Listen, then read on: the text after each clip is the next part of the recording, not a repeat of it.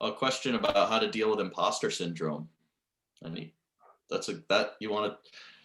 talking to the emopreneur, so let's how do we overcome imposter syndrome? Yeah.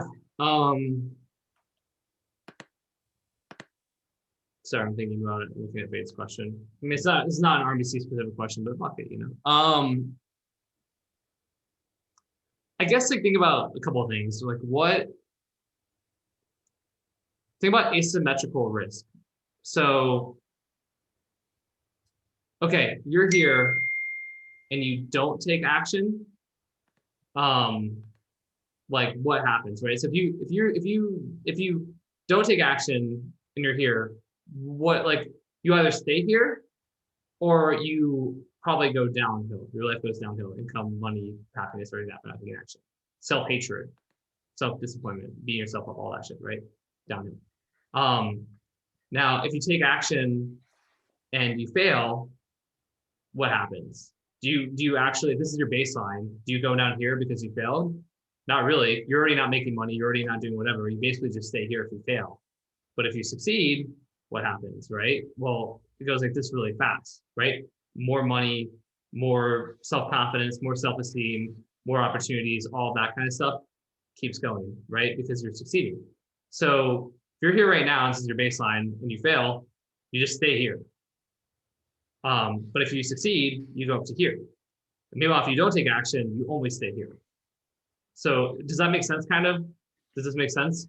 Right? Because again, like you're already at the fucking like basement.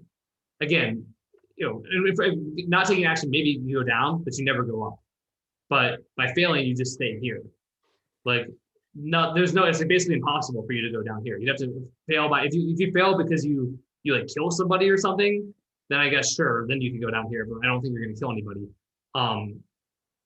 If you fail because you risk all of your money on something, then yeah, maybe down here. But in general, we're talking about just like taking action, putting yourself out there, getting clients, you know, launching something, all that, then the upside asymmetrical, because your risk is so much, your risk is basically here still, but your reward is up here.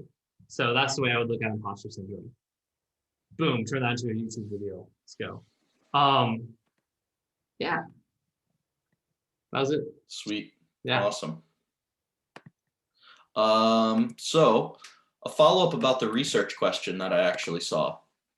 Should you have a big idea or mechanism in place before answering the research questions if possible, or is it something that develops as you go?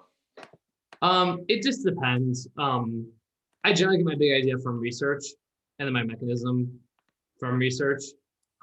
If you have an idea though, because I mean, you can kind of look at researching for the mechanism separately.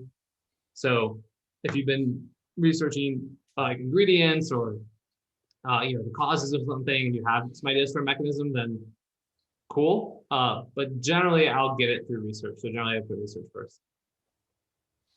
Sweet. Yeah, I remember on one of our calls a while ago, we kind of found out there's like 3 different kinds of research. There's market research, like what competitors are doing, pricing, funnels, whatever. Customer research, like psychologically what's going on in their brain. And then the last one was like mechanism research, which was like, we kind of broke out separate because I think I learned slow. So you're like, let's pull this out of the document and spoon feed it to you. So thanks very much for that. So thinking about it that way was really, really helpful for me. I'll be completely candid. I mean, if I shouldn't, like, I mean, but I think that one thing that would make RMBC better is if I did, well, I have like the bonus module on doing research for a health supplement, like the mechanism research, I mean. I think, you know, one thing for some products would be probably having a component on how do you research a mechanism, because you'll generally get ideas from doing your research and then, you know, you kind of know what to do with the mechanism. But I mean, the one thing maybe I could do is some more explicit examples of coming up with mechanisms. Because I think most people end up getting it, but I don't know. That's one thing that crosses my mind that I could potentially do to make RMBC even better for people. Wow. See, yeah, it was really cool. Yeah, it was really, really valuable to see that. because we talked a lot about, you know, demographic and psychographic data and then the marketplace. as well, but to just literally see like, here's how you take it and find a study that backs up a assumption and build on that was really, really cool. Yeah. So sweet.